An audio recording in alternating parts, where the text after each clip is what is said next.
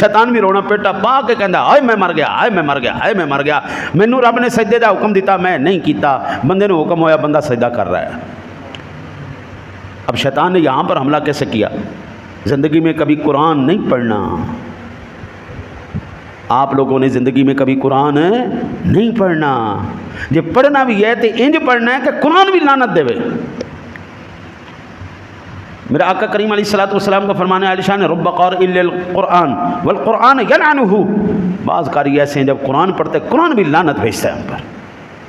अल्हम्दुलिल्लाह रब्बिल आलमीन अर्रहमान रहीम।